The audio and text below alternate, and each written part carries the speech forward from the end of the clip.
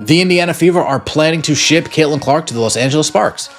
I expect UCLA coach Corey Close to be the head coach of the Los Angeles Sparks. Corey Close, after that championship game that she won with the UCLA Bruins, she's been very adamant. She's been very upfront. Yeah, all this transfer portal stuff, I'm not really sure if I want to deal with. Something appears to be unfolding behind the scenes within the Indiana Fever organization, and it's attracting plenty of attention.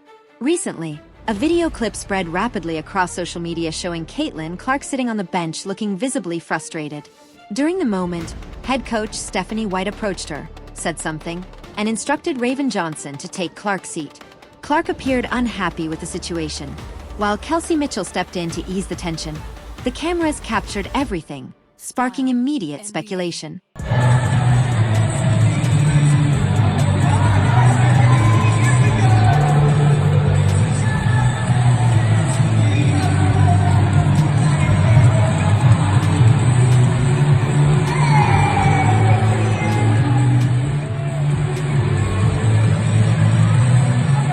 Following the incident, both Clark and White addressed reporters and dismissed the idea that there was any conflict. White insisted the moment was being blown out of proportion, while Clark described it as a normal interaction between two highly competitive individuals focused on winning. Still, when public clarification becomes necessary, it often leads fans and analysts to wonder whether there is more happening behind closed doors than what is being publicly acknowledged. This might be the craziest Caitlin Clark rumor yet. A growing rumor says the Indiana Fever could trade Caitlin Clark to the Los Angeles Sparks. No credible reports have confirmed it, but the fact that people are even discussing it shows how frustrated some fans are with the Fever. The discussion intensified when reports began circulating about possible trade rumors, an internal team meeting, and comments from a former NBA champion suggesting that Indiana might be growing frustrated with Clark. Whether those claims have merit or not, they have fueled an ongoing conversation about the current state of the franchise. So that's nothing new, but I just think everyone expects us to leave off of where we were last year. And yes, we have some of the same players as last year, but we also have so many new players that are playing huge minutes for us. And I think it just takes a second to, get rhythm and chemistry and trust each other. I think this is very normal team things, but we have to do it sooner than later. Everyone's a little frustrated with how we're playing because we all know we're better than it. But I think sometimes you need this type of stuff in order to get to the root of the problem of whatnot. And then this is when. After consecutive losses, Sophie Cunningham revealed during a podcast appearance that the team had conducted an extended internal meeting. While she did not disclose specific details, lengthy meetings generally indicate that an organization is attempting to address concerns or evaluate its direction. Publicly, the Fever continue to emphasize unity and mutual respect between Clark and White. However, observers outside the organization have noticed signs that suggest the situation may be more complicated than official statements indicate. Steph and Cece are two very competitive people who just want to win, and sometimes you bump heads, but it was all out of good intent of wanting the same thing. And at the end of the day, we were not playing good. I'm not condoning her actions. I think there's room to grow in how you respond to things, but she would say the same thing, and her and Steph are fine. And that's their relationship. And, later that night or the next morning, they hugged it out and they talked about it. When you are in high competitive situations, pretty much 4 days out of the week, stuff is going to happen. But like I said, our stuff is just under a microscope, and everything you do, everything you say is going to be a highlight reel for somebody. And I think media loves to create division where there's not always division. Cunningham described Clark and White as two highly competitive individuals who occasionally clash because they both want to succeed. It was a measured and diplomatic response. Yet her comments also highlighted an important reality. Competition can sometimes create friction, especially during challenging stretches of a season. In today's sports environment, every interaction is analyzed, discussed, and amplified online, making it increasingly difficult for organizations to control public perception. That would mean so much to me. Michael Thompson comes out and says, I'm hearing from a reliable source, the Fever don't want Caitlin no more. Sparks, go get her now. And unless he comes out and says he's trolling, I'm taking this as face value. I'm taking this as serious. I'm not taking this as clickbait at all. I do believe he has reliable sources. I do believe he has sources within the WNBA. I do believe he has sources within the Los Angeles Sparks.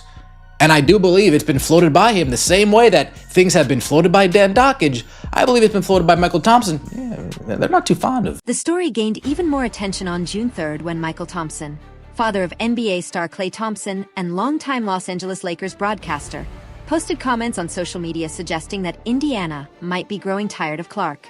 His remarks quickly spread across basketball circles. Although the Fever reportedly pushed back against the speculation through unofficial channels, the conversation had already taken on a life of its own. In professional sports, rumors often continue circulating long after denials are issued. Yeah, I was talking about that earlier today, and I think that was like one of my first really good memories in this league, honestly, was that game. And first win. Yeah. Oh, was it? Yeah. Okay, yeah, first win.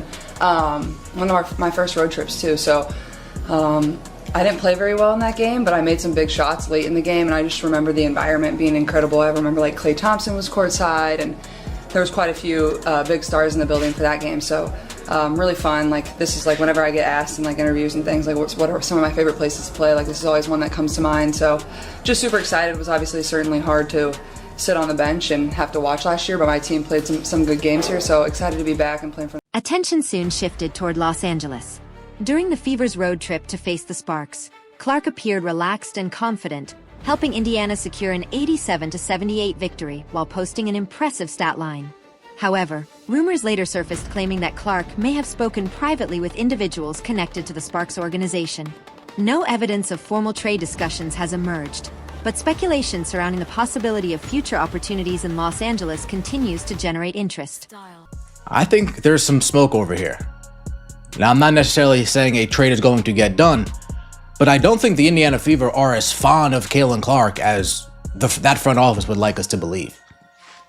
You have Lynn Dunn also going out of her way, reposting things that Carolyn Peck has said before.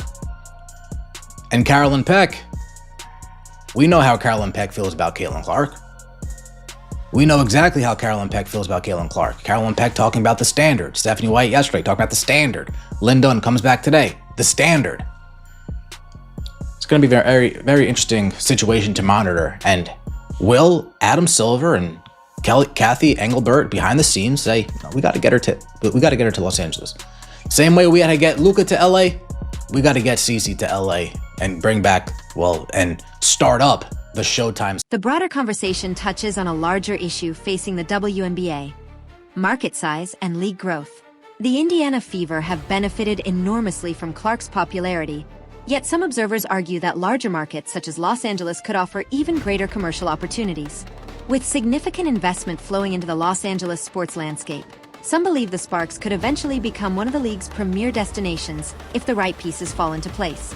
Because you got a group of people who are really stupid and incompetent, and they want to put all their chips in for Kelsey Mitchell if it's true.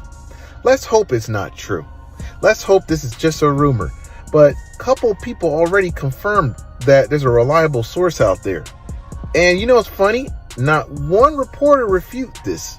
Because you know how fast they were when Skip Bayless said that Stephanie White's about to get fired? How many people got rushed to Skip Bayless like, no, that's fake, that's false, that's false.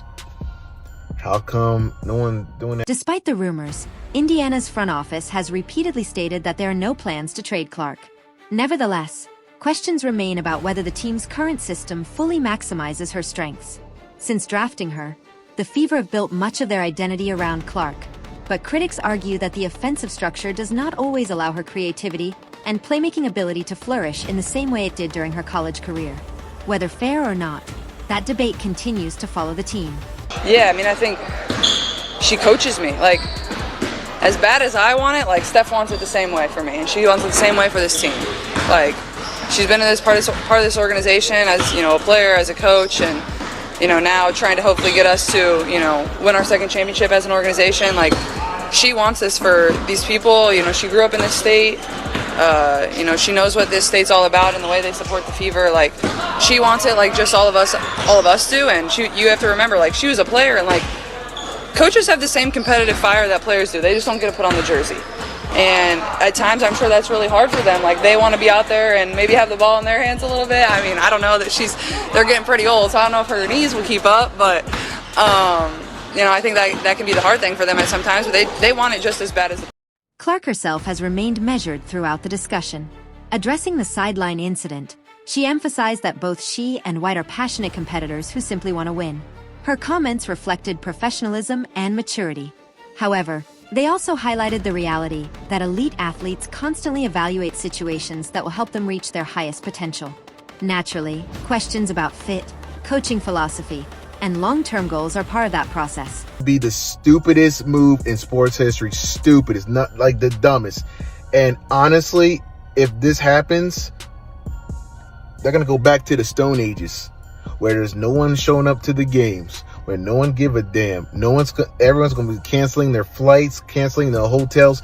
You will literally kill the city of Indianapolis economic-wise when it comes to this time of the year.